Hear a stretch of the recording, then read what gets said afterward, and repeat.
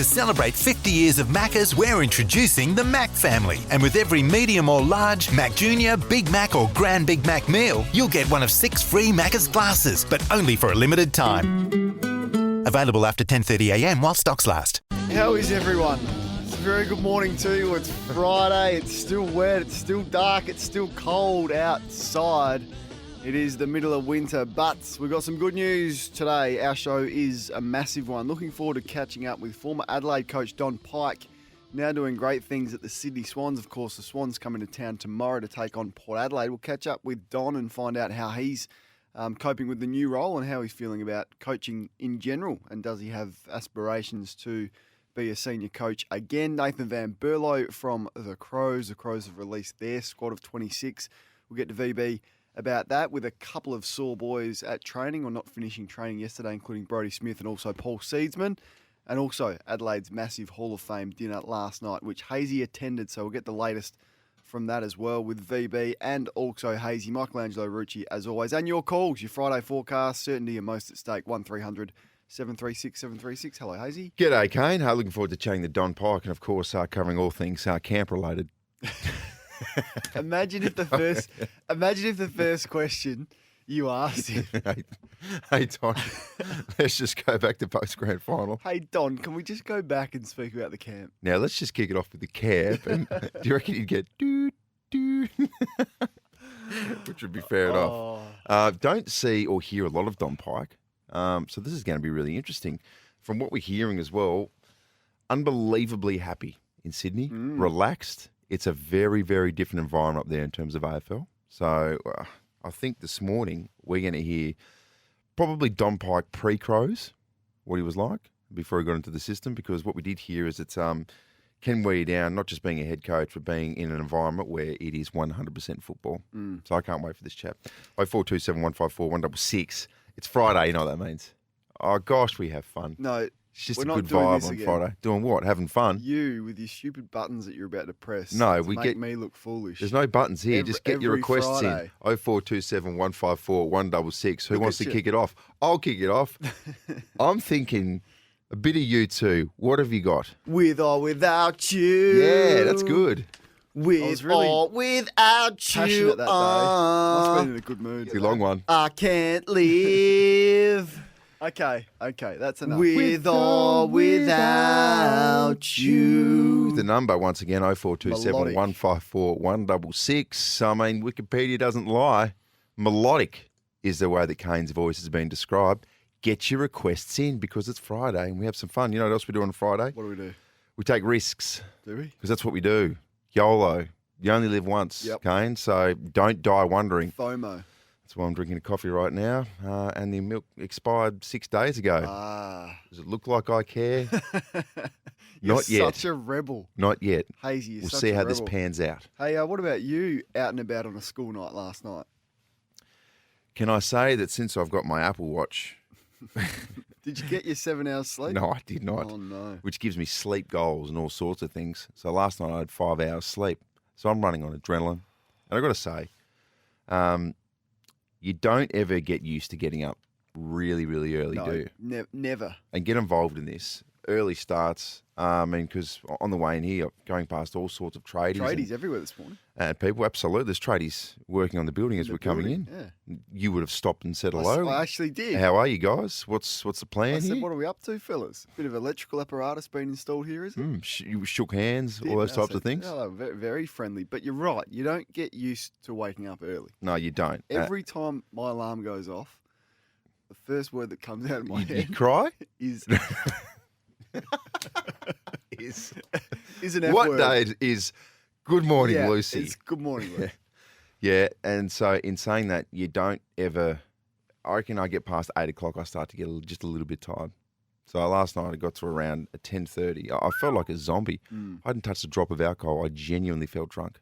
But it was a really nice night. Well, we'll get to that in a second because 4 Adelaide legends were inducted into the Adelaide Crows Hall of Fame, which we spoke to Rooch about yesterday. They are two-time premiership captain, as Rooch forecast with us, Mark Bickley, 300 game and all-round nice guy, Tyson Edwards, Nigel Smart, also a 300 game at Adelaide, and the Crows' inaugural skipper, Chris Bone McDermott.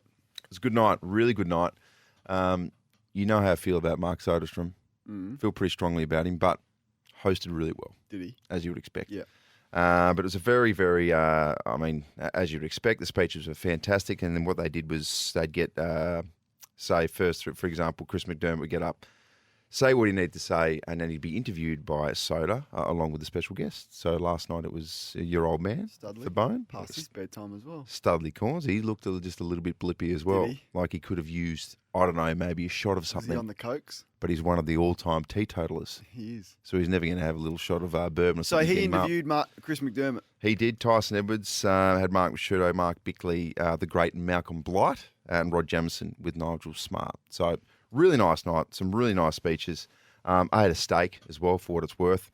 Don't eat a lot of red meat these days because my wife doesn't eat red meat. So I really took the opportunity. I think I was crying at one point. It was that delicious. You liked it? So that was my night out last night. Am I paying for it right now? A little bit. Was it worth it? Yes. Well, take it. Don't worry about it because you can handle it. Because remember that stupid stage you went through of getting up at 3 o'clock in the morning and exercising before radio. So that was 3 hours sleep. So remember that when okay. I'd get to it'd get to 2 p.m. every day and I couldn't keep my head out. and No, that was more bits of my hair was falling out and my body was deteriorating. Yeah, those were the days, that was a really rough stage for you, wasn't it? But I Yeah. thought it was a really good stage for me. I thought I was. was really doing myself favours. So Bickley, Edwards, Smart, and McDermott, no complaints there. I loved Chris McDermott early days. So he was a sweet spot of my childhood, and was lucky enough to have sort of inside access into the change rooms. Dad used to take us to training and into the games before games and after the games, and you sort of ride the highs and lows with the players as a 10-year-old coming through. Remember being in tears after the 1993 prelim final at the MCG where they coughed one up to Essendon. So these guys like McDermott were my absolute hero. So 117 games for the Crows, inaugural skipper, but people forget he played like 300 and something sample games as well. Like this guy's played so much footy, and clearly integral to the early success of the Adelaide Football Club. And then, you get to play alongside against Tyson Edwards, star, Nigel Smart across running half back, just a star as well. And Mark Bickley did what he did. The record speaks for itself. So well done to the Crows, and I wonder who is next now. We'll probably go to more of the modern generation next, I guess. 0427 154 166. We were sort of crunching some numbers last night, and the inaugural crop, 5 or 6 years ago, Yeah. it was. I mean, it speaks for itself. We're talking Rashudo, McLeod, Wren, Goodwin, Modra. etc. Modra. It was ridiculous. So you sort of feel like this is probably the last of the genuine original greats. Chris McDermott was interesting as well because what he sort of said without saying, and that your old man said as well, was that he was there to set the standard and genuinely set the standard, set the tone for the entire football club going forward. So he was unbelievably important.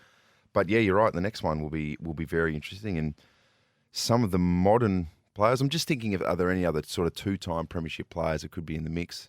I'm trying to think if there are any other 2-time premiership players that have played over 200 games, etc. Yeah, once again, once you do Hall of Fame lists, it's hard to, unless you've got the list in front of you, exactly who's in, who's not, their record. You have to sort of analyse it forensically. It's not great to do on the run, but if anyone is aware of who should be next, let us know your thoughts, which means you would have missed the footy last night, Hazy. Oh, my goodness. So I've been spruiking Geelong for the last fortnight. Geelong's coming. Geelong's the team. They're going to finish on top of the ladder at the end of the home and away season. They're the best team in it. They've got the best forward line. These are the stupid things I've said in the last 2 weeks. They got smashed last night. Now, I tipped Brisbane, as I think you did yesterday, but I didn't expect Geelong to be held to 50 points at the Gabba and be made to look like a really ordinary side. If you're, it's hard to keep really up. Confusing. It's really confusing because, I said that yesterday with no confidence. I'll tip Brisbane purely because it's at the Gabba. I thought after the last sort of few weeks, okay, this is it. They've completely turned the corner. They've somewhat gone under the radar. Now they're lodged into the top 4. So as it stands, if Port win, they jump. Cats are out of the 4.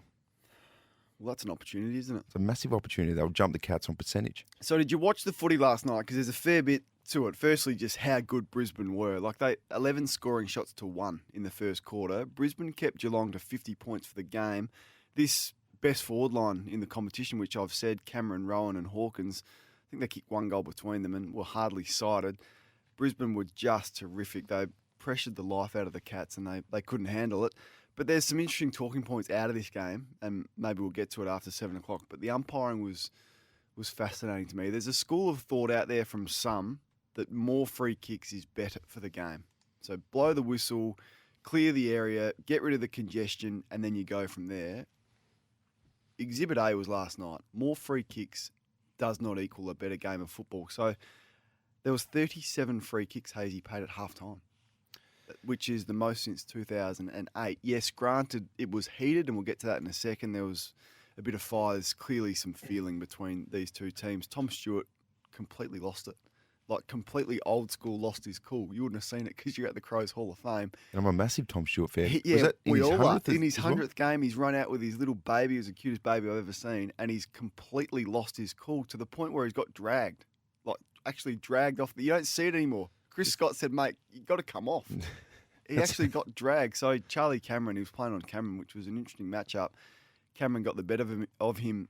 Cameron ran him down and got him holding the ball. And as he got him holding the ball, Cameron sort of pushed him into the deck, just as you do, a bit of extra niggle. Stewart just turned around and completely flung Charlie Cameron to the ground and smashed him. It was a 50-metre penalty, and Tom Stewart was dragged. So the Cats were rattled last night, but what I was saying on the umpiring, more free kicks does not equal a better game of football. We saw it last night. They were far too involved. In the end, the free kick count, there was 54 paid for the night, which is about 24 too many, I reckon. Yeah, well, how come in a big game, and Thursday night is a big game, but in a big final game, you can't tell me the direction behind closed doors to the umpires is, just put the whistle away as much as you can.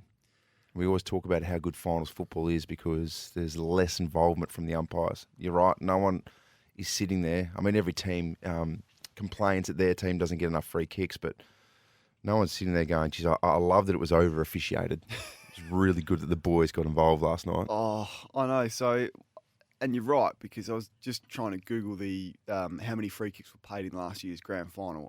100% they put the whistle away in big games. But last night that wasn't the case, and there was far too many free kicks paid. I'd be fascinated in your thoughts if you watched the game. Did you feel the same as me, and are you of the school of thought that more free kicks doesn't make for a better game? So in last year's grand final, Hazy, so get this. Last night there was 54 free kicks paid. Yep. Last year's grand final, how many do you think were paid? Granted, it's a shorter game, so it's probably 20 minutes shorter, but total free kicks, how many were paid? I'm going to say 27. Did you know that? I did not know that. No, it was 27. Was it? It was smack bang on 27. 16 for Richmond, 11 to Geelong. There you go. Shorter game, but that's clearly a much more flowing contest of football. Just too involved for me. Let us know your thoughts for Weeks. Discover exceptional customer service. Weeks Homes, discover different. At one stage, big Joey Danaher took a complete dive, got a free kick and kicked a goal. I would think that Joey might get himself a fine for diving this week. But I'd love your thoughts. Did you watch the footy last night, and did the umpires make it all about them? I thought they did. And who's the premiership favourite now? I've had the Cats for the last 2 weeks. Now I'm in all sorts. I'm absolutely confused about who the best team in it is. Alicia just punched through a remarkable stat. The prelim last year was 13-7 frees. There you go. Lions way 20 frees. So there was 34 more free kicks paid last night than there was in last year's prelim. Wow. There you go. Get involved this morning. I would love to take a call from you nice and early as well. 1300 736 736. It is Friday. So we want your Friday forecast, your certainty and your most at stake. Feeling for our friends in Sydney. A little bit going on. So Sydney isn't actually in a lockdown yet, and they're pretty confident. They're bullish that they won't be in a lockdown. It doesn't seem to have stopped some residents from panic buying, though. They're not even in a lockdown. Social media flooded with images of people buying up big on one item. What? No points for guessing which one. Oh, no. Toilet paper seems to once again be in demand, with multiple shoppers reporting their local Coles or Woolies had either been stripped bare or was running low on the precious paper. Both major supermarkets are yet to introduce limits on the product. However, they have previously restricted purchase on toilet paper, along with other essentials such as rice and pasta. Condemnation of the panic buying has been swift, with several tweets pleading with people not to stockpile toilet paper. Is toilet paper the biggest winner in this country out of the pandemic. There's been a few winners, and you can send through your nominations. Supermarkets in general have absolutely cleaned up. I mean, there's been some other areas that have done particularly well. The Amazons of the world, where you can sit at home and order things online. I think their share price has just gone to Jeff Bezos. Record. Oh, he's off to space. Yeah. He's using everyone's funds from the pandemic to head to space. I'm going on holiday. Where are you going? I'm going to space. Oh, okay. Can I come? Oh, boy. Yeah. No, you can't. But the thing that gets me, like, supermarkets never shut, even in a lockdown. They actually don't shut. I'm not sure people quite realise that. Anyway, Hazy, I think the people that condemn people for panic buying are actually there panic buying themselves. That's my theory. Well, So I'm going to take a photo of someone buying toilet paper or an empty toilet paper aisle. What are you there for? Oh, buying toilet paper? yeah, exactly. That's I'm what there happens. So they actually... I'm there to do the same thing, but I'm just a little bit filthy because I missed out. Yeah. Get involved this morning. There's plenty happening. It's all happening in the NBA as well, which we'll get to in Hazy Sports Update. The next young star has emerged. His name is Trae Young. He torched the Bucks yesterday for 40-odd points, so we'll get to that. And there's plenty of footy news around the place, including the teams for the Crows and the Port. And, excuse me, we've got a debutant. We do have a debutant. And Where did you hear that first? I think Rooch was doing nice and early too. Monday. In the week. It was Monday. Monday. Wow. How's that for a little forecast? Dylan Williams, we thought, okay, solid on the weekend in sample, 6 goals. Nice little build-up of form over the last sort of few weeks. But there you go. Thank you for that, Kane. Well, it was pretty what other predictions have you got? It was pretty obvious, though, wasn't it? When Robbie Gray's out and when you've got a small forward in the sample who kicks 6 out of 7 goals. No, I don't think it was obvious because I think the obvious one would have been someone like a Boyd Woodcock to come in. Yeah, I think knowing Ken, he loves playing young players, and if you kick 6 out of 7 and you're almost the identical Robbie Gray replacement, it was a pretty sure bet that he was going to play. Have we got the audio of him getting his Guernsey, do we? We do, off the great man, Chad Corns. I'm very happy to be up here announcing that Dylan Williams will be the 197th player to play for Port Adelaide.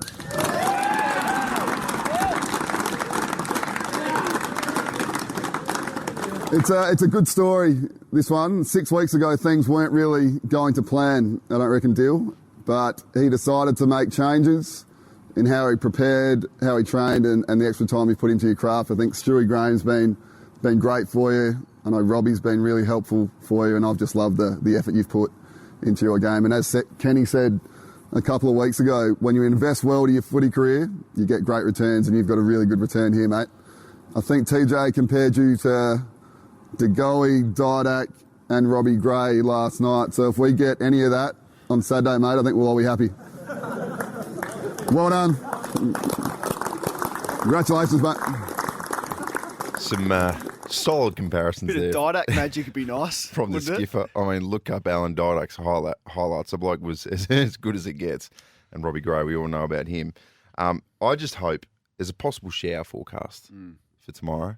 I hope the rain stays away and you get a nice, beautiful, dry afternoon at Adelaide Oval with some clean football to show what he can do. We will get to all of the changes for both teams. Hamish Hartley comes back in from the medical sub. He will start, and we'll do that in our footy shorts very, very shortly. But we're up and running on your Friday. What did you make of the footy last night? 54 free kicks were paid. Is that too many in a game of footy? And who is the premiership favourite right now? Because it is more and more confusing by the week. Let us know. Get involved. 1300 736 736. And we'll do it for Mazda as well. Unbeatable ABN offers on the brand new Mazda BT50 and Tyre Power. The stock take sale that is now on biggest brands, best prices. You're going to get 14 degrees across Adelaide with some showers, 13 and the same in Mount Gambier.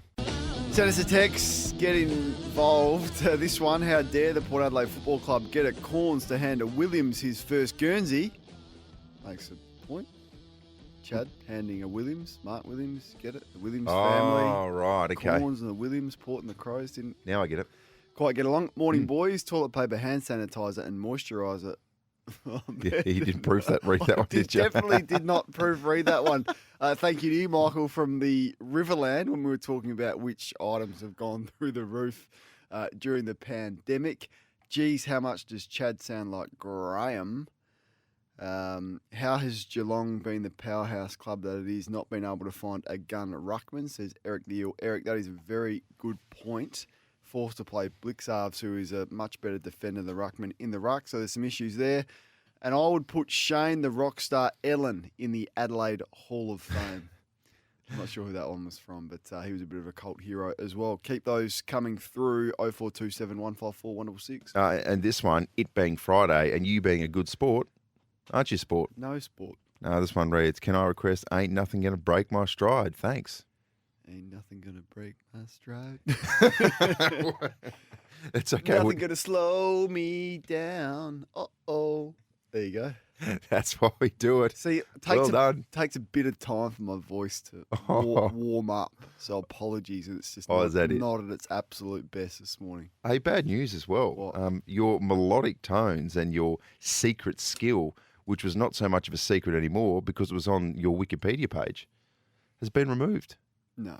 Don't tell me you removed it. Oh, I didn't. I don't know how to edit a Wikipedia page. Good, because I'll be very flat if you got rid of it, but it's not there anymore. And you don't have a Wikipedia page yet still, so we spoke about this on Monday. We've got to get Hazy. We've got to get Hazy a Wikipedia page. So if anyone out there is a tech guru who knows their way around the internet, we've got to create our man Andrew Hayes a Wikipedia page. Yeah, geez. That'll be one of the great Wikipedia pages, wouldn't it? Have to really spin some lies on there. So we spoke about Tom Stewart losing his cool. Were you ever in a game where you completely lost your cool and you were almost like, when you do something, you look back a few minutes later and you're embarrassed by what you did? Because watching Tom Stewart sit on the interchange bench on his own last night in his 100th game after being dragged, there's a bit of remorse there.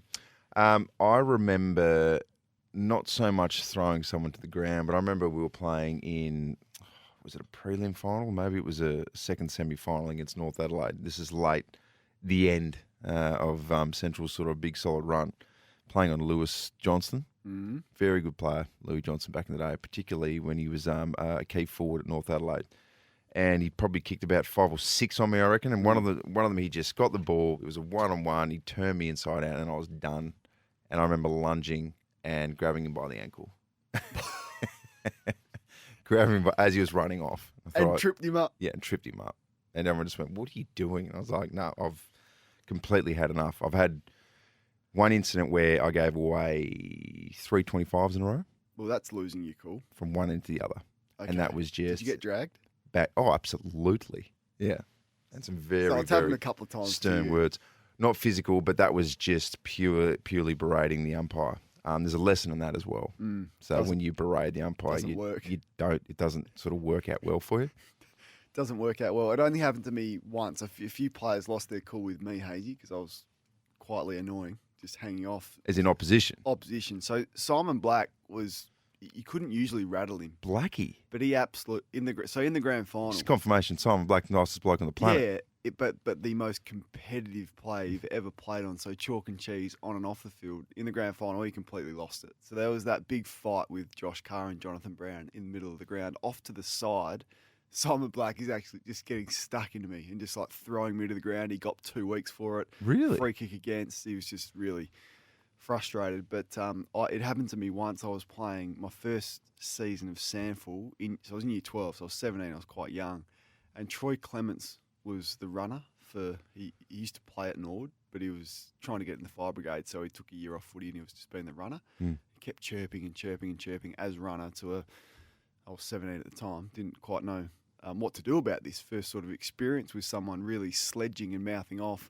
So he's the runner. As he's given me a gobful and turned around to run off the ground, I've just completely booted him, like actually kicked him. Really? Kicked him in the leg. As he walked past, as he ran past? As he ran off. How did that go down? Well, he didn't like it. Did you get some feedback from that? Did anyone see it? Did any of his team see it? Yeah, the guy I was playing on saw it. The umpire didn't see it, thank goodness. I'm not sure what would have happened, but I remember Dad was there and Dad was watching what was going on, and Dad just went up to him after the game and absolutely gave it to him. Which is completely fair enough. He's a 17-year-old. So anyway, that was a good learning experience. Have you ever seen or have you ever played and lost your cool? I'd love to hear it, because Tom Stewart, in modern football terms, lost his cool last night. I remember playing against West Adelaide and being behind a bloke at the centre bounce and starting on the wing, and as he ran in, from behind him. He couldn't see anything. I punched him as hard as I could in the hip. Well, that's pretty cheap. Yeah, it was, and I broke my knuckle. Serves you right. It is 28 minutes to 7 o'clock. We love your footy stories. When did you lose your cool? Or when were you there when a player lost their cool? Coming up next, heaps of sports news around the place. Hazy Sports Update. We'll do it for Tyre Power as well. The stock take sale that is now on. Biggest brands, best prices. It's 6:32. Here's Alex Riddell. Text line 0427 154 166. Busy this morning. Thanks to Weeks. Discover how we're delivering higher standard of design and build quality. Weeks Homes. Discover different. Yeah, a lot of those coming through. Kane wins. Kane, who wins in this trade? Laddams for Dylan Stevens. I don't think Sydney would give up Dylan Stevens for Pete Laddams, but we'll speak about that after 7 o'clock because Laddams has been dropped again and clubs are going to come hard for him in the trade time. It's a very, very good question. That was always going to be a tough call. You always felt like Todd Marshall was going to come back in, but there wasn't a spot for all the bigs. Really stiff Pete Laddams. This one, can't believe how good the Charlie Cameron mark was last night. Never seen a guy get so high from a vertical leap since Eddie Hocking. That was a great mark. When he's on Charlie Cameron, he is one of the most watchable players in the game. So have you say last night, Geelong have kicked 7-8 in their past 2 visits to the Gabba. One of those would have been the grand final. Thank you to you, Brad. Let's get the latest news with Hazy Sports Update. Let's start with the NBA, and a career-high 48 points from Trae Young stunned the NBA world as the Hawks defeated the Bucks 116-113 to take the opening game of the Eastern Conference Finals. Young had a big opening half, scoring 25 points, going 11 of 16 from the floor. The Hawks continued to push the Bucks. I don't think anyone saw this coming. It was not enough, though, until Young and John Collins powered a third-quarter burst that had the Hawks up by 3 heading into the final quarter. Young played the entire third quarter while Collins had 10 points and 7 rebounds to put all the pressure on Milwaukee. Bucks responded, though, with a 13-2 run during the fourth, with the 2-man game between Antetokounmpo and Drew Holiday proving too much to handle. But they got the job done, the Hawks, up by 3 points. So I didn't predict this. Can you believe? Get your head around. Bucks potentially will be defeated. Hawks are 3 wins away from playing in the finals. That's ridiculous. It is crazy. What were they, the 6th seed, which doesn't happen very often. Very much the underdog. So long way to go on this one, but that was away from home as well. That was on the Bucks' home court, so significant advantage for them. And Trae Young is just, he's a star, isn't he? He is an absolute star. Somewhat gone under the radar as well, as you probably would when you're playing for Atlanta, but absolutely he'll put Atlanta back on the map after this. Ongoing speculation surrounding Ben Simmons' future took a significant step with a report up to 12 rival NBA teams would be interested in a trade for the Aussie. After he went missing in Philly's shock Game 7 loss to the Hawks in the playoffs, talk quickly turned to where Ben Simmons may be by the time the 2021/22 season starts, especially after teammate Joel Embiid and coach Doc Rivers appeared to slight him after their elimination. Really annoyed me, that whole situation. Just did not make Joel Embiid in particular look very good. 24-year-old was told to leave Philly by NBA legend Magic Johnson early this week, while other commentary has suggested the relationship between the team and its star point guard is broken beyond repair. What about the images of people on the streets burning Guernseys and people saying he cannot stay here and all these types of things? That would be confronting vision for Ben to see. Yeah. His shooting struggles in the playoffs, highlighted by his free throw record of 25 from 73 attempts. Not good. His refusal to take an open dunk in the fourth quarter against Atlanta suggests the Sixers will be forced to entertain low ball trade offers to cut Simmons loose. Brian Windhurst? Yep. Is it Windhurst or Windhurst? Windhurst, I think. On Thursday, revealed there's significant interest in the number 1 draft pick from rival teams. He'll be very expensive, though. He's on that big old max contract. Yeah, so the contract just shifts to the other club. So if the club want to trade you and there is a club that is willing to pick up that contract, you have no say. It's not like the AFL. So if Port Adelaide wanted to trade Ollie Wines and he had 5 years left on his deal, Ollie could say, no, I'm not going. I'm holding to my contract. Doesn't happen that way in the NBA. Some saying that would give clubs more power in the AFL and make it more of a, even it up for clubs and players. But I don't think that'll come in. Here's a stat for you. There's only several players in the history of the NBA who have managed to sign a no-trade clause. Who's it? I reckon the last one was Carmelo Anthony when he went to the Knicks. Right. Still got traded, though, in the end, didn't he? He did in the end, but that was his call. His choice. Yeah. Okay. So it's really rare, though, that you can get that in your contract. Tennis, our boy, and we follow his progress so closely. I risked my life. And he does each and every time he gets on the court. Every time he steps on the court, he risks his life. Every single time. Bernard Tomic's faint hopes of competing at Wimbledon this year have been crushed after he fell apart in the second round of qualifying. World number 125, Bernabe Zapata Morales, thumped the Aussie tennis star in straight sets, 6-4, 6-1, as Tomic meekly surrendered in a second set that lasted 18 minutes. 18 minutes for a second set. Oh, good work from BT. I risked my life. And it only took 18 minutes. My second sets of table tennis last longer than I know. 18 minutes. Sometimes, I go to the toilet and do number one. Shush. It goes for longer than 18 minutes, which would suggest that there's something going on with my prostate. Anyway, despite his rapid second set capitulation, overall Tomic held on for longer than he did against Jarko Niemanen in Miami in 2014 when he suffered the quickest loss in ATP history, 28 minutes and 20 seconds, the entire match. Boop, BT gone. Hand back your prize money for that one. Oh, you've just got to wonder what's going through our mate BT's head. We'll get Kane to text him in the ad break. Cristiano Ronaldo, just to recap, became the equal top scorer in international football. A little bit of a break now at the Euros. Portuguese superstar scored 2 penalties in a 2-2 draw with France at Euro 2020. He's now at 109. Geez, it's going to be 109. fun to debate the greatest of all time in terms of the world game when it's all said and done, because there's some pretty serious names there. Germany came from behind twice in their 2-2 draw with Hungary. France, Portugal and Germany are all into the round of 16. Slovakia, they're probably on the end of one of the worst own goals of the tournament. It was really gross. It was a horror day for the Slovakians. They were thrashed 5-0 by Spain. Who do you like from here in the Euros? I like Portugal, I think, because they've got the best player perhaps the world's ever seen. They've found a bit of Ronaldo. form. So if you're going to go for someone, go for the team with the best player ever. I like that. Thank you. That's very good. Solid little tip there. Going to leave you some NRL. We go from Bernard Tomic to Israel Folau. He's free to make his rugby league return in Australia after finally resolving his contract dispute with former club Catalan's Dragons. 32-year-old reached an out-of-court agreement with the French franchise on the terms of his contractual release. Folau is now eligible to make his debut for the Gold Coast club Southport Tigers as soon as the club's next game. The former Storm and Bronco star secure a release from the Dragons after he and equally controversial figure Clive Palmer, geez, you'd feel safe with Clive Palmer in your corner, wouldn't you? Launched Supreme Court action against the Queensland Rugby League after his bid to play for the Tigers was initially rejected. The Dragons blocked Folau's bid to play in Australia after he reneged on the final year of his contract with the club to return to Australia. This isn't a good news story. It's an update on Israel Folau. We're going to see him again. And if you follow any sort of sport on the East Coast, it's going to be saturated with Israel Folau. And your mate, you love talking about Izzy. And BT. And BT. There you two. Texts infatuation. coming through of people that have lost their cool. We saw Tom Stewart do it last night. Rod Jamison losing his cool and trying to knock out Scotty Cummings. We're getting a nomination for Alistair Lynch also in that 2004 grand final. That's one of the famous ones. Cost him, even though he was retired, 10 weeks and about $20,000, I think.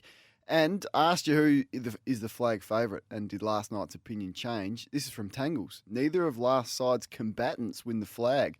Geelong are too old and slow without a ruckman, and Danaher, McStay and Hipwood do not have a premiership-winning forward line in the making, says Tangle. So who is it, Tangles? Is it Melbourne or Western Bulldogs, I guess? All right, get involved. They text on 0427154166. We'll go through our footy shorts next, and we will do it as well thanks to Tyre Power. Stock take sales now on biggest brands and the best prices.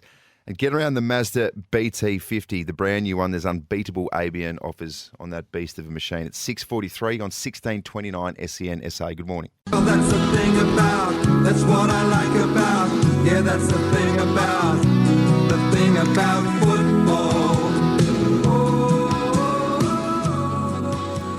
Catch up on what's happening around the competition and at your club with our footy shorts. We'll start last night at the Gabba. The Brisbane Lions made an emphatic statement. They handed Geelong a stark reality check by producing a stunning 44-point victory in a fiery blockbuster at the Gabba.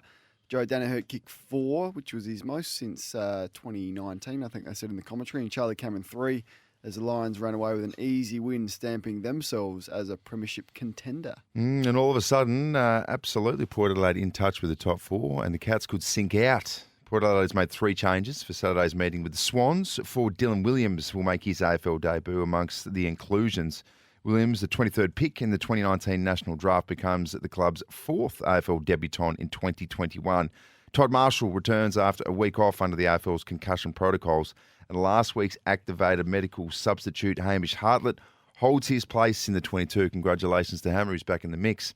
The injured Robbie Gray and Lockie Jones drop out, and Peter Laddams has been omitted. Port Adelaide supporters, plenty to talk about there. Thoughts on that situation? There's a bunch of tools, can't have them all in there, and Laddams is out. What do you think? 0427154166. So he's amongst the emergencies with Marty Frederick, Sam Mays and Boyd Woodcock. Swans have made 2 changes to their team. Defender Caden Brown and forward Errol Goulden return for the clash in place of Sam Wicks. He's been suspended, and Logan McDonald, who's been dropped. We'll get to that after 7 o'clock and get your thoughts on the Laddams-Marshall situation. Adelaide has named defender Luke Brown and Lockie Scholl in its 26-man extended squad for Sunday's game against Carlton. Jackson Haitley, Nick Murray and Elliot Himmelberg have also been named on the extended bench. Josh Worrell's been omitted. Carlton will make at least 3 changes after naming Lockie Plowman, Mark Murphy, Sam Petrevski-Seaton, Josh Honey, Lockie O'Brien and Matt Cottrell. Out goes Mark Pitnet. Sam Fisher's a big one for them, and Luke Parks was omitted. So is it pretty fair to say loss, Teague, gone? Oh, it's not fair to say, but I think it's strong murmurs. Yeah, I think that would be my opinion of it, probably. I mean, depending on how it all goes, but it's going to be a really rough week for them. So that's where the Crows will speak to Nathan Van Berlo about that after 8 o'clock. They're going to have to steel themselves for what's going to be a pretty hot game, you would think. Adelaide Crows have inducted 4 new members into their Hall of Fame. Inaugural captain Chris McDermott, 2-time premiership defender Nigel Smart, 321-game dual premiership player Tyson Edwards, and 2-time premiership skipper Mark Bickley. Congratulations to all those 4 Adelaide legends. Hawthorn's Jarman Impey has been sent for scans on Thursday night with fears his season could be over with a significant ankle injury. The 25-year-old injured his ankle at training earlier in the day, with the club awaiting the outcome on Thursday night. He'll miss Sunday's game against GWS, that's at a minimum. It's a further blow for Impey, who had regained his best form in recent weeks after the delayed 2020 coming off an ACL injury, which he sustained late in 2019. Impey has a contract with the Hawks until the end of 23.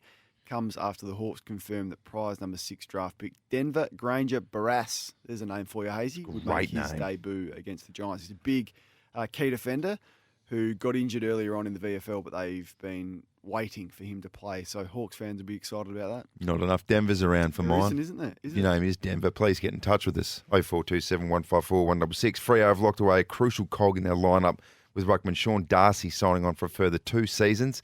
Darcy, who was originally contracted until 2022, now locked in as a Freo docker until at least the end of the 2024 season. He's been a dominant big man in 2021, ranking in the top 5 for hitouts and hitouts to advantage. He's also rated as an elite for ground ball gets, marks inside 50, scoring shots and score involvements. He's got a bright future. Yeah, he's a ripper, and he's going to be around for a long time. Dominating the ruck, big boy. Gold Coast star and Tasmanian Hugh Greenwood has called on his state's Premier Peter Gutwin to stop focusing on potting other AFL clubs instead of celebrating Tassie players. Gutwin used Parliament on Thursday to encourage spectators to politely boo Suns president Tony Cochrane, who is set to visit this weekend. However, Greenwood, who will be one of 3 Tasmanians playing in Saturday's game with North Melbourne, believes the politicians should stop point scoring. Wouldn't it be great to see the Premier spend a bit more time celebrating and highlighting the Tasmanians playing AFL football in Hobart this weekend? Taron Thomas, Aaron Hall, Lockie Weller, who is injured, myself as his promotional driver. Instead, the priority and focus is around potting other AFL clubs, Greenwood tweeted. Love Hugh Greenwood's work. Yeah, he's a ripper. Big friend of the show. I love his work. In the sample, it's round 12. Tomorrow there's 4 matches. Nord goes up against Centrals at the Parade with the match live on SEN SA. Sturt Premiership forward Mark Evans is playing his farewell game when his side hosts South Adelaide at Unley Oval.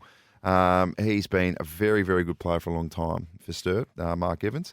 Adelaide forward Lockie Murphy will play his first Sample League game in 2 years against West Adelaide at Richmond. And North Adelaide is at home to Port Adelaide on Sunday. This will be an absolute ripper. The unbeaten Bays take on second place Eagles in the match of the round. Come on the Tigers. Keep this amazing run going, breaking records every weekend. Ridiculous form. Look up where the Bays are at the moment. It's something like The reserves, I reckon, have lost one game for the year. League haven't lost. Under 18s have lost something like once or twice, and the 16s maybe once. Just a powerhouse. And the women won. Just a powerhouse. It's ridiculous. It's a pretty good record. There's so many years of pain, about 30 years of pain down there at Tigerland. So it's good to see things can turn quickly. Text coming through. How the F does Marshall just come straight back in again? He doesn't give much week in, week out, and then Hinkley just favours him when making others fight for a spot. We spoke about players losing their cool. This one, Lockett, Tony that is, deliberately drilled a torp at the Sydney crowd the same day he made a mess of Peter Caven's face. Also, I loved it when he threw Dustin Fletcher over the fence. He had a temper. He's running into the open goal at the SCG, Tony Lockett, and he drilled a ball like it could have killed someone, like flat and hard straight into the crowd. That was hard to watch. North Adelaide is celebrating their 1991 premiership this week. Plenty of players lost their cool during that Samford grand final. That was a fiery one. Thank you to you, Brad, for sending that through. So the aftermath of Lockett's kick, did it hurt anyone? I don't think and so. did he get in trouble? I don't think he did. Well, he got I think it was 8 weeks for hitting Peter Caven. But I mean specifically for the kick. For the kick, I don't think so. You got a good defence, don't you? I was just kicking the ball. Missile. 0427 154 166. That is the text line. Friday night football tonight. Just trying to get my head around how the Saints have got prime time. No, we spoke about this yesterday. Isn't it? It just, for the first time in a good few weeks, not that much of an interest in Friday night football. Well, not until the last time St Kilda played on Friday night, which was a few weeks ago. It's ridiculous, really. I know there's issues with schedules and where games need to be played, 3 at Marvel and all of that. But, in fact, I'm not sure what other game you could have put there. Port Adelaide and Sydney would have been a pretty good option on Friday night, I reckon. All right, get involved this morning. The text line 0427 154 166. Don't forget, of course, it's Friday, good vibes. And also, Friday forecast, you're certainly your most at stake. Get them through. We'll take a call from you as well. That'll be lovely. 1300 736 736. It is 6:56. We're going to catch up with Alex Riddell in a couple of minutes' time. She'll give us all the 7 o'clock news headlines. Good morning. Good morning to you. If you're just waking up to us at 7 o'clock, it is 3 minutes past. We've got a big show coming your way. Michelangelo Rucci is always very shortly.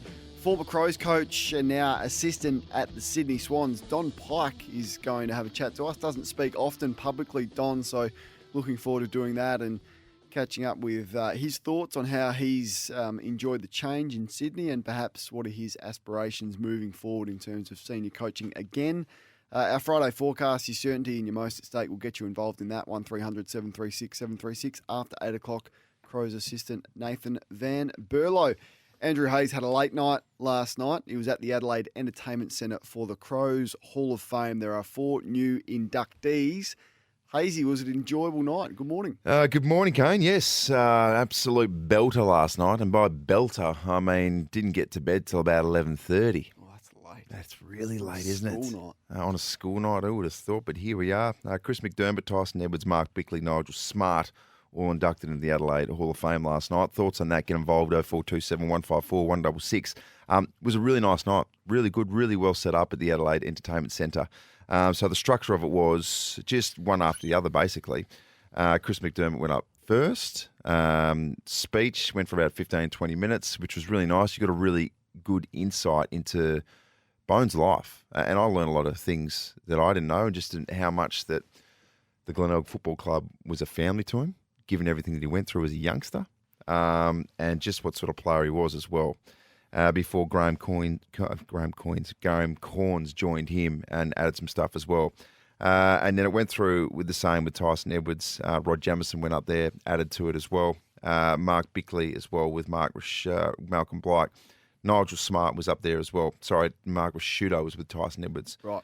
Nigel Smart and Rod Jamieson were up there. But really well set up night. All the Crows players were there as well. So it was nice to see. A lot of people absolutely packed. So the current crop of Crows were there? Current crop of Crows were there, which was really good to see. I would have thought they would have had a licence maybe not to be there, given there's a game coming on Sunday, but they were all there and Who was your getting favourite? involved. Who was your favourite interview or favourite speech out of the 4? For me, it was Tyson Edwards because Tyson, I just sort of felt like Tyson throughout his AFL career. He in a town that's so unbelievably footy mad, with some of the stars that were around him, he somewhat went under the radar. And I don't think until the end of Tyson's career, you went, goodness gracious me, this bloke played over 300 games. He did this, he did that. First thing he said several times was that he was a really shy kid, and he's been a shy guy throughout his whole time, and that he had to deal with that. Learned some things as well, including at an early stage of his career, went and saw a sports psychologist and how to deal with things like that, which back then he'd said as well was really rare. There weren't too many sports psychologists, and just had to re-change his mindset into focusing on the positive things rather than dwelling on the negative things, which changed the way that he played football.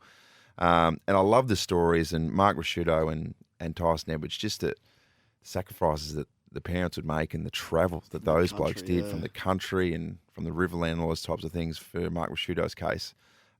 Really good insight into their journeys. And I did like as well from Chris McDermott stories that he told, and more so that your old man told, about how Chris McDermott absolutely was a great selection as the inaugural skipper, just because of the way that he, like your old man said, set the foundation and what it would mean to be the Crow. I did like one of his stories as well, Chris McDermott saying that just before their first game, just as they're about to run out, he said he stopped the group and just really reminded them, saying, look, it doesn't feel like much maybe right now. Maybe it feels like a pretty big occasion, but they're going to talk about this in 20, 30, 40 years' time.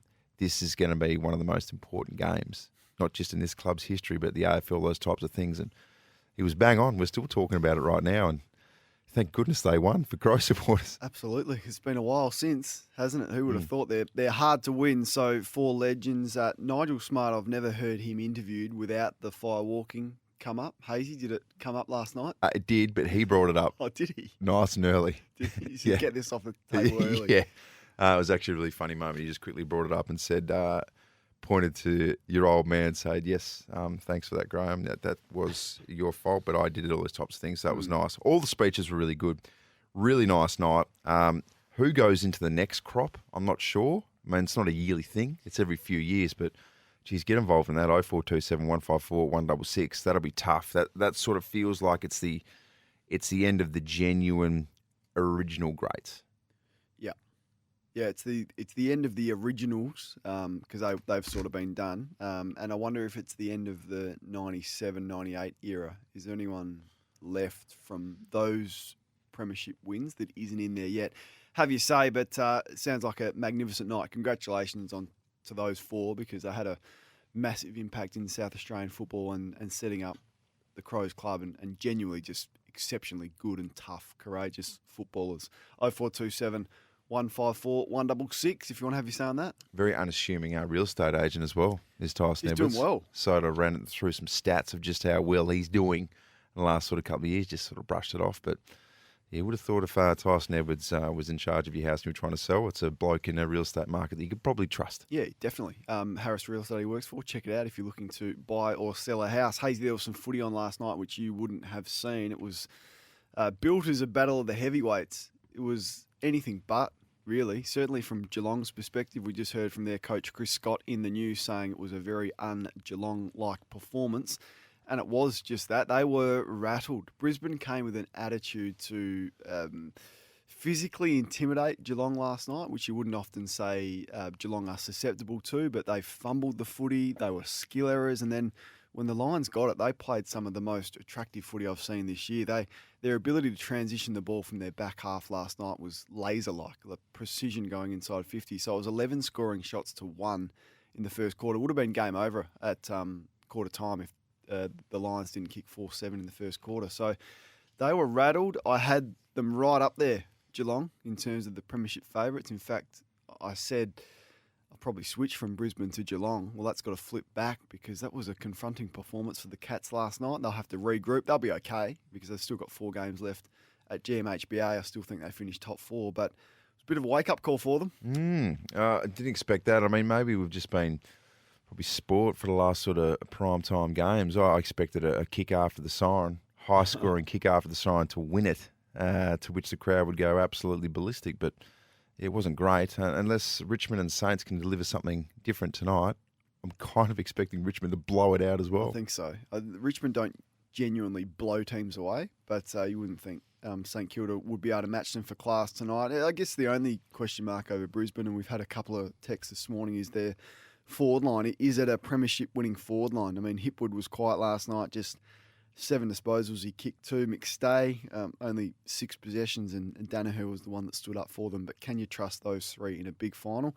Not sure. There's other talking points out of it. I thought the umpires were far too involved, and at times they had to be because it was a pretty fiery game. And there's a bit of history between these two sides that dates back to earlier this year. But as we spoke about earlier, 54 free kicks were paid last night, which is too many. You don't love to see that, do you? I was watching the game. I'm just expecting the umpire to blow their whistle every time there's a contest. Oh, he's going to blow his whistle and pay a free kick. You sort of lose momentum in the way that you're watching footy when the umpires are involved. I'd much prefer them to let play go and let the players sort it out. Yes, if it's an obvious free kick, pay it.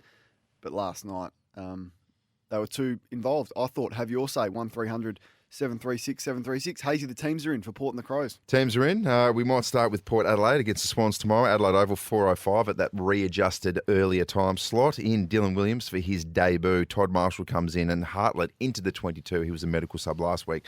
So out, of course, Robbie Gray, the superstar with that knee injury. Lockie Jones with a hammy.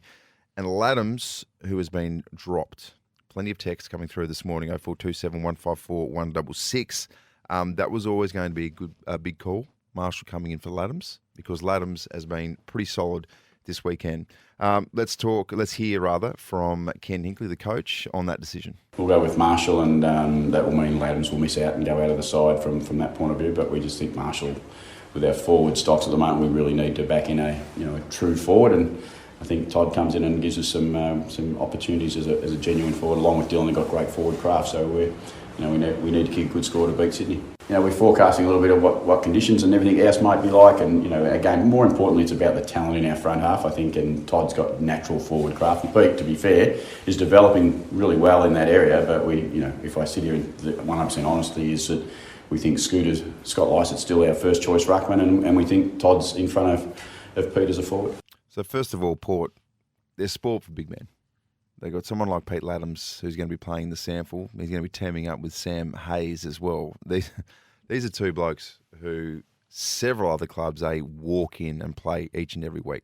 So they're lucky in that regard, firstly. They are lucky, and they're lucky that both are contracted. So Port Adelaide have the right to refuse any offers coming for them in the trade period. But as we've seen during the trade, if a player wants out, and if just say a Sydney came really hard for Pete Laddams and offered him a 4-year deal, then Port Adelaide don't really have a leg to stand on in terms of keeping him unless they really want to dig their heels in. So that's the problem that you get when you've got stocks like this, and there's a lot of clubs out there that need a ruckman. So I think that'll be a big talking point as the rest of the season plays out, and it'll even become more so prevalent if Laddams continues to be overlooked. Port fans, what do you think? Because we've had a lot of upset Power fans wondering why Todd Marshall walks straight back into the side with his lack of impact so far. I think Marshall's going to be a very good AFL player when he gets a decent run at it, when he increases a bit of size in the gym, when he increases his competitiveness. But in a big final, are you going to go with Marshall again? I'm not sure I've got the utmost confidence in him as much as I like some of the attributes that he's got. So Port fans, have your say on that. Once again, Laddams dropped Marshall back in. He'd want to perform well, I would have thought. Yes, I would have thought, absolutely. Let's talk about the Crows taking on the Blues on Sunday, Marvel Stadium at 3:40, and that is pretty significant that it is over at Marvel, hence why I think Carlton are still going in as favourites. Into the squad of 26 comes Luke Brown, Lockie Scholl, Jackson Haitley, who's been in solid form in the sample, Nick Murray, Elliot Himmelberg. At this stage, Josh Worrell is the only one who drops out. It's a winnable game, never easy over at Marvel, but geez, there's a lot riding on this for Carlton. Yeah, not a lot of surprises here in the squad. Probably looking like just the one change where Brown comes in for Worrell. Then you wonder who's going to be the medical sub. But they got a couple of sore players.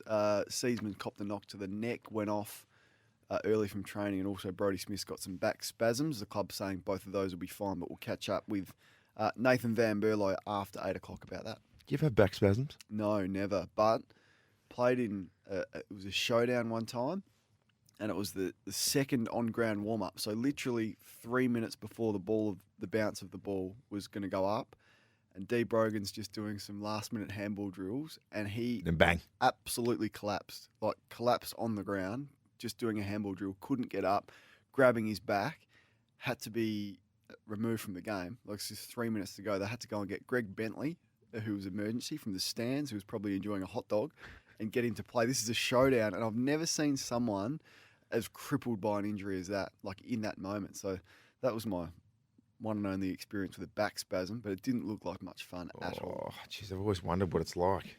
Get involved if you're a regular recipient of back spasms. That's unfortunate, but I always look at it and go, geez, that looks painful, but I just can't imagine exactly what it's like. Mark Rasciuto had some interesting comments. He's doubted, or he's cast a bit of a doubt over whether dual All-Australian Daniel Talia will be at the Crows next year. He said, I'm not sure. We'll see how his foot comes up. He's uncontracted. Does Talia deserve another contract at the Crows? It's been a tough year for him before the season. We're talking, absolutely he goes on, and does he command a multi-year contract interstate? But it's been very injury-riddled for someone who, unfortunately, is getting towards the senior side of his career. Yeah, it's amazing how quickly clubs can move on, isn't it? Like, for 12 years, this guy's been probably your most consistent player. Absolutely. Never gets beaten, ever. And, 1 year with injury, you get a bit older. Jordan Butts comes on. Go-to defender. A bit quicker than they probably would have thought. And all of a sudden, Mark Rasciuto saying, I'm not sure. He's uncontracted. So it doesn't fill you with a lot of confidence if you're Daniel Talia. I think there'll be a club out there that would have a look at him, pending a medical review. I know there was some interest from Essendon last year with the Ben Rutten connection. So it doesn't appear as though Adelaide are that keen to get it done. But him, Lynch, Matt Crouch, all in an unusual situation where they're going to have to wait till the end of the year. All right, get involved this morning. That text line, once again, 0427 154 166. Before 8 o'clock, we're going to go through our Friday forecast. That is your certainty and your most at stake. So get that through. We'd love to take a call from as well. 1300 736 736. Don Pike, who is now Swans assistant coach, of course, former Adelaide Crows senior coach. We're going to speak to him after the 7:30 news. Before all of that, though, we'll speak to Michelangelo Rucci next. Party people! Rooch, here he is. Rooch, here he is. Hey, Rooch, shakalaka, shakalaka, shakalaka, Rooch. Michelangelo Rucci joins us each and every morning. Rooch, there's a fair bit happening and a bit of stuff you had to keep your eye across last night. One was the Crows Hall of Fame, the other was the footy. How did you manage it? Good morning to you. Oh, well, you used two screens, one TV screen, one laptop, and I was delighted once I saw Chris McDermott, the inaugural captain, was put into the Hall of Fame.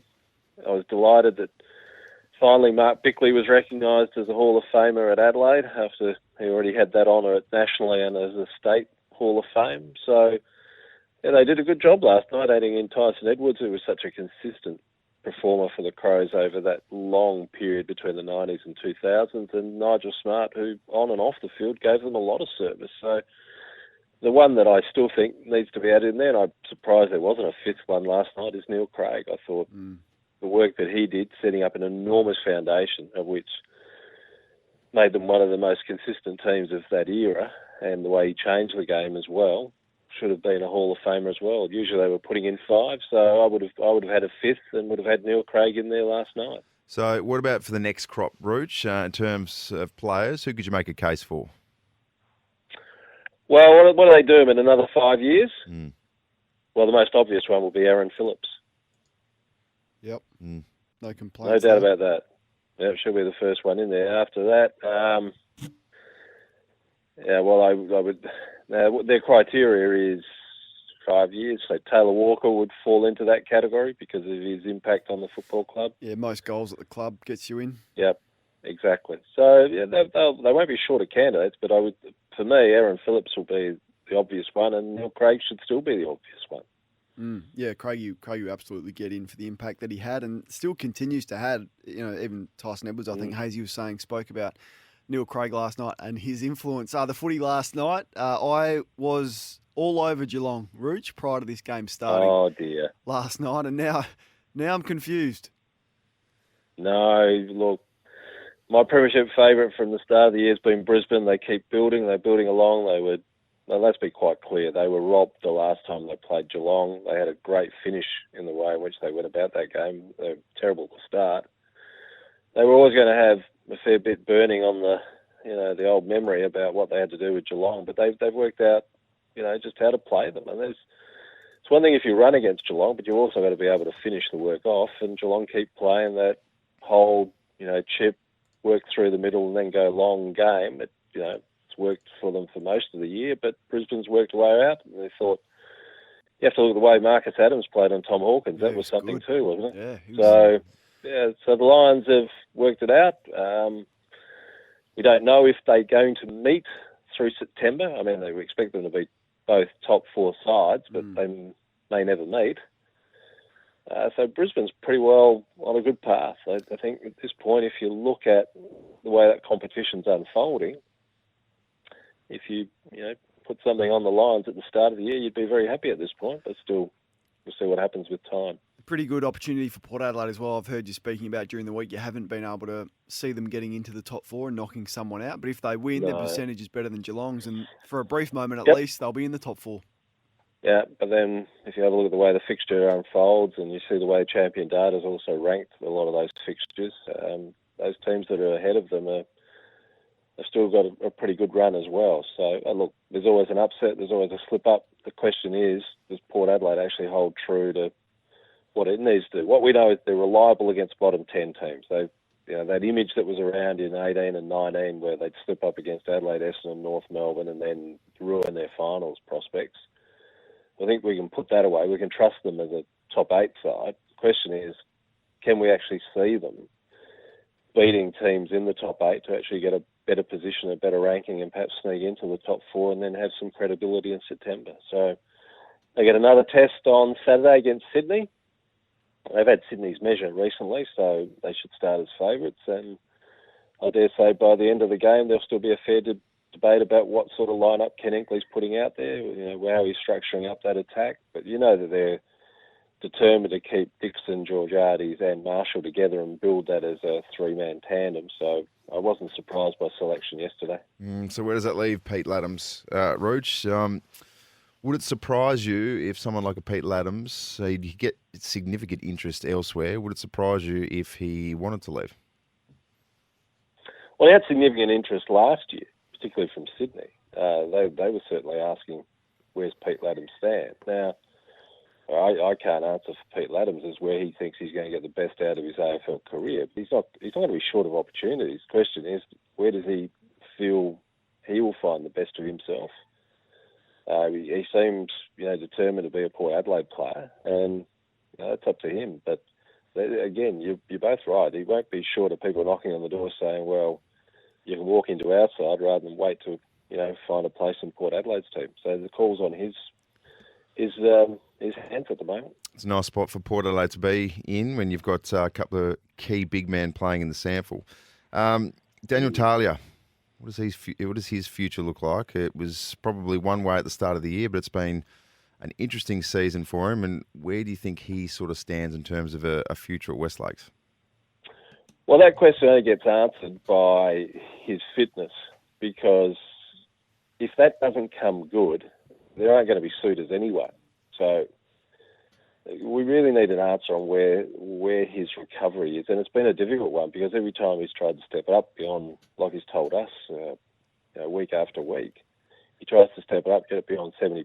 He had the setback with a tendon issue on that injury. Now, if you're a suitor, you're not going there, because, everyone's doing medicals, everyone's saying, well, you're not going to heavily invest, you're going to pay a fair bit of money to get Daniel Talia. So you're not going to invest in an uncertain player health-wise. But I would have thought, surely he stays at Adelaide. The question is, what sort of contract does he get at Adelaide? And not only in term, but also in dollars. But Adelaide wouldn't want to lose Daniel Talia when they actually need some strength in defence and even some good mentoring in defence. But again, do they take that risk if his foot's not right? We'll wait and see. It's getting a little bit concerning for Daniel Talia, just with the language out of Mark Rashudo, and we know he's the one that has a massive influence when it comes to the list. Rooch, tip for both games? Daniel, sorry, we noted that with Daniel when we spoke to him earlier in the week. Even his language was rather concerning as well. So until we get clarity on that injury, I can well understand why everyone's playing safe. Rooch, do Port Adelaide win tomorrow? Yes, they do. And the Crows? Yeah, I think they do. I just don't like what Carlton is at the moment, and I don't need to see any more vision of how they set up in defence to know that I like the way David T revived Carlton by giving their players this enthusiasm to score. Remember, it just became too dour under Brendan Bolton, and you could see they weren't enjoying their footy. But those players also have got a responsibility to make sure that they defend. They can be delighted they got a caretaker coach into the senior job because he gave them attacking footy. But don't they realise they also have to defend if they're going to keep that coach? You would have thought so.